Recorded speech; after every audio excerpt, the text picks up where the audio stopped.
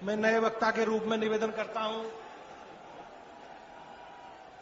Bharatiya Janata party के राष्ट्रीय प्रवक्ता, पश्चिम क्षेत्र के प्रभारी, हमारे बड़े भाई आदरणीय सम्मानित कैप्टन अभिमन्यु जी से कि आए और हम सभी का संबोधन करने का कष्ट करें। आदरणीय कैप्टन अभिमन्यु जी।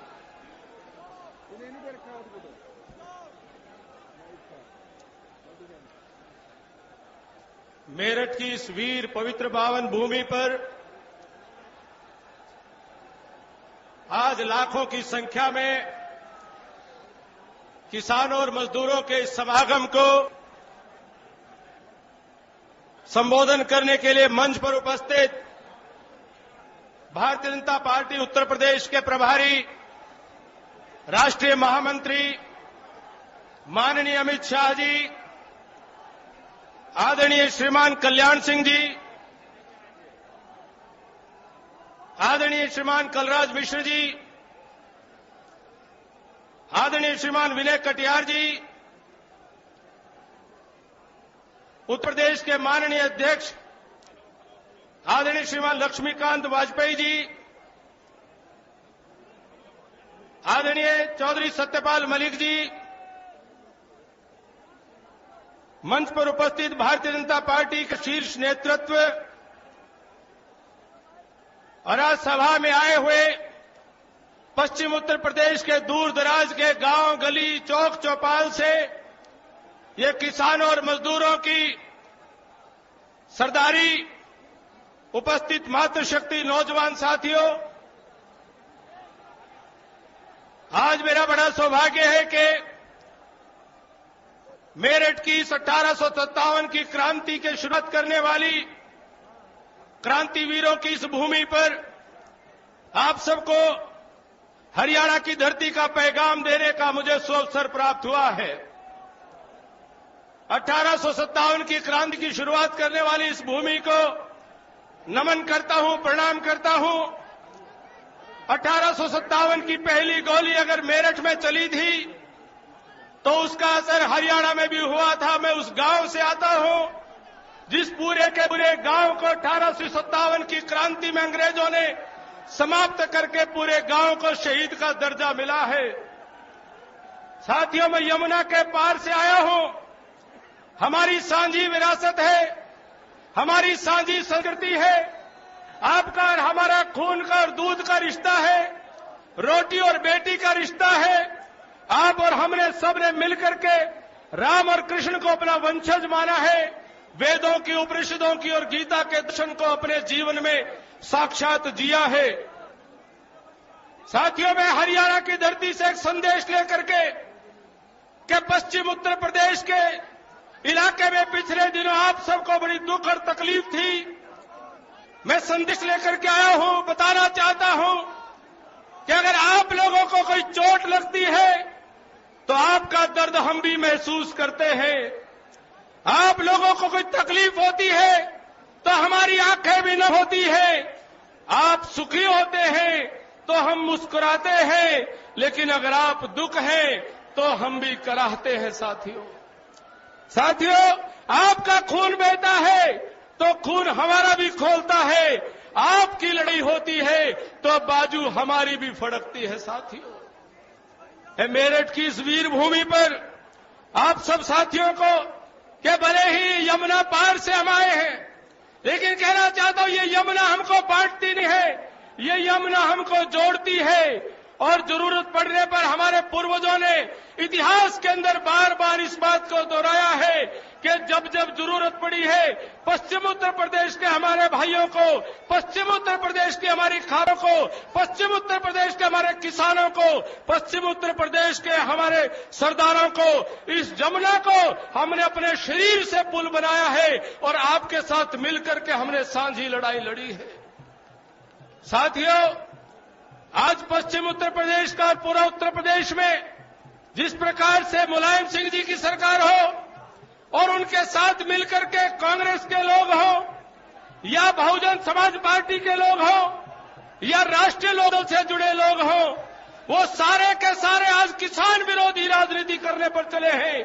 वो सारे के सारे आपके विरोधी राजनीति करने पर चले हैं। हमको दुख होता है, हमने ये कभी नहीं समझा था कि खून का भी कोई रंग होता है, उसका भी कोई मजहब होता है। लेकिन आज जिस प्रकार से कार्रवाई हुई है, मुकदमा होता है तो एक तरफा होता है, मुआवजा मिलता है तो एक तरफा मिलता है, अगर कैंपों के अंदर रखा जाता है तो एक तरफा रखा जाता है, कार्रवाई होती है तो एक तरफा होती है, और सब मिलकर के चल रहे हैं। ये कांग्रेस के नेतृत्व में, ये समाजवादी पार्टी, बहुजन समाज पार्टी और राष्ट्रीय लोकदल, ये ए टीम, बी टीम, सी टीम और डी टीम आज पूरी की पूरी किसान की अर्थव्यवस्था को बिगाड़ने में लगी है। कोई नहीं बोला जब गन्ना किसानों को उसके गन्ने का दाम 280 रुपए मान्यवर राजनाथ सिंह जी ने मांग की थी। मान्यवर राजनाथ सिंह जी ने कहा था कि 280 रुपए प्रति क्विंटल गन्ना किसानों को दाम मिलना चाहिए, लेकिन 250 रुपए दिया, वो भी शर्तों के साथ दिया, वो भी केवल घोषणा किया, मिला नहीं। साथियों, आज गन्ना किसानों का अपना किसान कोल्हू के अंदर 130 रुपए क्विंटल में गेर देने को मजबूर होना पड़ता है, फेंक देने को मजबूर होना पड़ता है। न जाने किस बात की सजा दे रहे मुलायम सिंह यादव।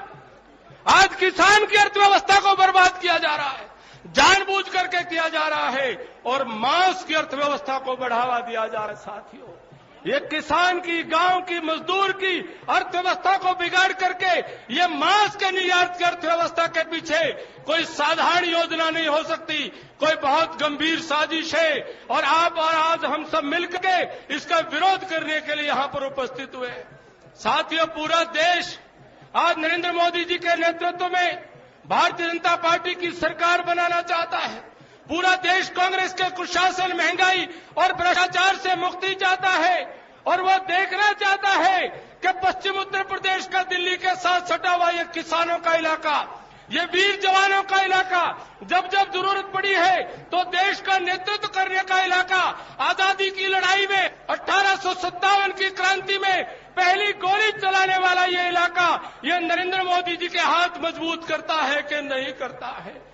और आप सबसे मैं प्रार्थना करता हूं कि आप सब एक होकर के, सब मिलकर के, सारे आपस के अंदर अपने मतभेदों को छोड़ करके, गांव का, शहर का, जात का, बिरादरी का, ये सब मतभेद को भुला करके, साथियों, अगर आप एक हो जाएंगे, अगर हम सब मिलकर के एक हो जाएंगे, हम सब अपना सर जोड़ लेंगे, हम सब कंधे से कंधा मिला करके चलेंगे, हम अपने हाथ पकड़ लेंगे और कदम ताल करते हुए अगर हम आगे बढ़ेंगे, तो नरेंद्र मोदी जी के नेतृत्व में हिंदुस्तान के करोड़ों लोग जब दिल्ली की तरफ आगे बढ़ेंगे, तो मैं विश्वास के साथ कह सकता हूं कि दिल्ली और लखनऊ में बैठे सुल्तानों की गद्दी, इनकी गद्दी डोलेगी, इनके पांव तले की धरती धड़ धड़ धड़केगी, इन सुल्तानों के सिर के ऊपर बिजली कड़कड़ कड़केगी, और आप हम सब मिल करके ये तख्त उछाले जाएंगे, ये ताज उछाले जाएंगे। साथियों, आप सब साथ दें तो। साथियों, मैं आपसे इतना निवेदन करता हुआ कि अपनी स्पष्ट हार देख करके, उत्तर प्रदेश का गांव और किसान को अपने खिलाफ देख करके, आज किसी प्रकार से आपस में जात पात में बांटने की साजिशें की जा रही है। दिल्ली में बैठ करके विदेशियों के साथ में नई साजिश, नए षड्यंत्र रचे जा रहे हैं। आज आरक्षण का धुंधुना फेंका जा रहा है।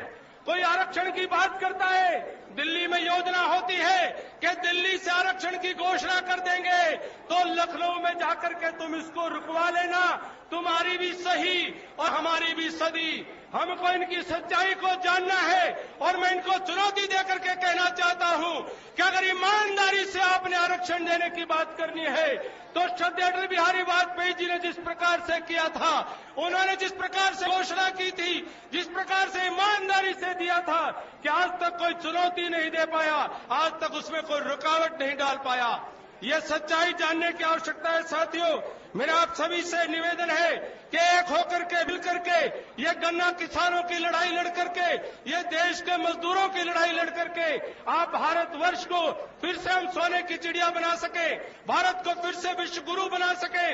इसलिए हिंदुस्तान के जर्रे जर्रे से आवाज है, हिंदुस्तान हिंदुस्तान के कोने कोने से आवाज है, हिंदुस्तान के प्रत्येक तन से मन से एक ही आवाज है कि हम सबको चाहिए देश का प्रधानमंत्री के रूप में आने वाली 15 अगस्त को देश के प्रधानमंत्री के रूप में लाल किले की प्राचीर से संबोधित करे तो कौन करे? साथियों जरा जोर से बताएं, देश का प्रधानमंत्री कैसा हो? देश का प्रधानमंत्री कैसा हो? हर हर मोदी, हर हर मोदी, हर हर मोदी। साथियों बहुत बहुत धन्यवाद। जय हिंद, जय भारत।